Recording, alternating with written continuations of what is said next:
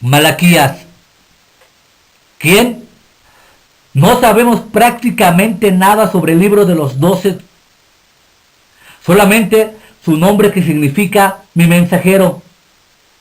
Ni siquiera estamos seguros de si se trata de un seudónimo o de un título que se le da a un profeta anónimo. En cualquier caso, se trata de la opinión de la Septuaginta, que tradujo el Antiguo Testamento en griego. Una paráfrasis judeo-aramea de los libros proféticos, o sea, el Targum de Jonatán, atribuye nuestro libro al escriba Esdras. Esta opinión fue seguida por Jerónimo y Calvino, pero si Esdras hubiera sido el autor de este libro, no comprendemos por qué los judíos lo han dejado como anónimo o lo han atribuido a un desconocido, ya que los demás libros que forman parte de los 12 llevan el nombre de su autor. Por tanto, no hay ninguna razón por la que debemos suponer que Malaquías no es el verdadero nombre del autor. Lo que sí podemos afirmar es que se trataba de un hombre movido por un profundo amor hacia su pueblo y por el servicio al templo. Era también un profeta que habló con autoridad, insistió en lo referente al culto público y a los ritos como expresiones de la fe. Su ministerio fue importante para la época de Nehemías, como lo fue con el mismo profeta Ageo y Zacarías para el tiempo de Zorobabel. ¿Cuándo? Todos los exegetas están de acuerdo en situar a Malaquías en medio del siglo V antes de Cristo, después del exilio, debido a la palabra hebrea pejat, que significa gobernador.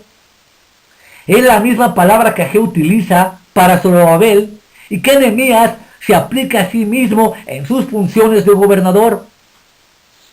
La presencia de esta palabra hace que podamos situar este libro en el periodo en el que el imperio persa dominaba todo el Próximo Oriente, en el año 536 y 332. Otros detalles nos ayudan a la hora de fechar el libro. Número 1. El templo es reconstruido y los sacrificios se ofrecen de forma regular.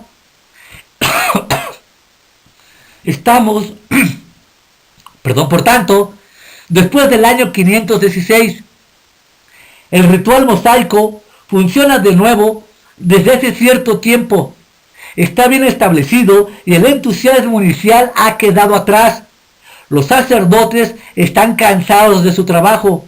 El culto está lleno de formalismos. Han tenido que pasar decenas de años desde la inauguración del templo de Zorobabel. 3. Los pecados que Malaquías denuncia son los mismos con los que tiene que combatir Nehemías durante su segundo mandato: dejadez de los sacerdotes, bodas mixtas y negligencia en dar los diezmos. Podemos suponer que probablemente estos dos hombres vivieron en la misma época. 4. En los capítulos 9 y 10 de Esdras y Nehemías capítulo 13, versículos 23 y 30, se tomaron medidas contra las bodas que se producían con mujeres extranjeras. Las advertencias de Malaquías al respecto fueron dadas antes que ellos intervinieran. Por otra parte, Malaquías no se menciona ninguna vez en los libros de Esdras y Nehemías. Por ello, se piensa que seguramente ejerció su ministerio profético antes de la llegada de Nehemías a Jerusalén, es decir, antes del año 445 o durante su ausencia entre sus dos estancias. Después del año 433, las dos fechas entre las cuales se debaten los exegetas son 460 o 450 o después del 433. El tiempo de Malaquías es una época tranquila, sin acontecimientos decisivos. Dios parecía haberse olvidado de su pueblo. El templo estaba reconstruido, pero nada indicaba que la presencia de la gloria de Dios estuviera allí, tal como había profetizado Ezequiel. Los deberes religiosos se realizaban de manera rutinaria.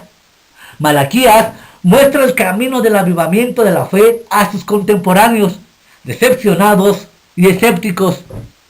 Malaquías fue la última voz profética del antiguo pacto. Más de 4 siglos de silencio le separan de Juan Bautista, el predecesor del Mesías. Un largo periodo en el que, como reconoce el autor de Macabeos, los profetas han dejado de aparecer en medio nuestro. ¿Dónde? El conocimiento íntimo del ritual mosaico y de los abusos que han tenido lugar en el templo por los sacerdotes apunta de forma evidente hacia Jerusalén como lugar de las profecías. ¿Por qué? El decreto de Ciro de 516 permitió a los judíos volver a su país, pero no todos aprovecharon esta autorización. Los que se habían enriquecido vivían confortablemente en Babilonia. ¿Por qué razón debían afrontar los riesgos de una vida de pioneros? Los que regresaron a Jerusalén tuvieron que afrontar muchas dificultades. Debían reconstruirlo todo, desbrozar los terrenos abandonados, luchar contra los habitantes del país y soportar la sequía y la escasez. Además, algunos judíos acaudalados prestaban dineros a sus compatriotas pobres, reclamándoles después unas tasas de usura. La vida es dura en Jerusalén, gemían los repatriados. ¿Corresponde esta clase de vida al cumplimiento de las promesas de Dios? Muchos empezaron a dudar de la bondad e incluso de la justicia de Dios. ¿Qué ganamos con servirle? El resultado fue que el culto se volvió superficial y formalista. Incluso los sacerdotes fueron negligentes con sus obligaciones, ofreciendo a Dios animales defectuosos. El escepticismo y la indiferencia se adueñaron del pueblo que robaba a Dios la parte que le pertenecía. La moralidad cayó por los suelos. Adulterios, perjurios, fraudes y opresiones estaban a la orden del día. Se abandonaba a la mujer de su juventud para esposar a mujeres extranjeras.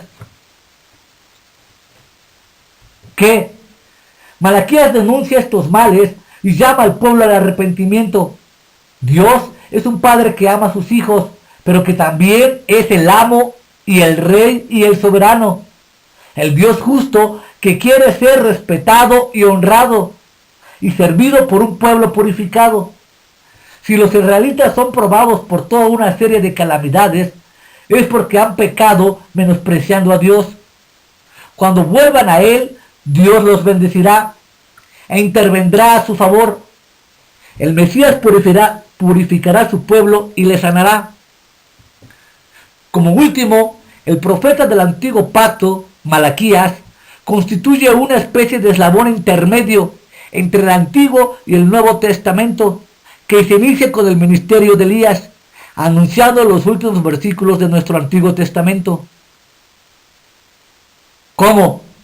Malaquías sistemáticamente da un método de enseñanza por medio de preguntas y respuestas, practicando también de forma más esporádica por otros profetas. Así se divide el libro. Una declaración de Dios: yo os he amado, dice Yahweh. Una objeción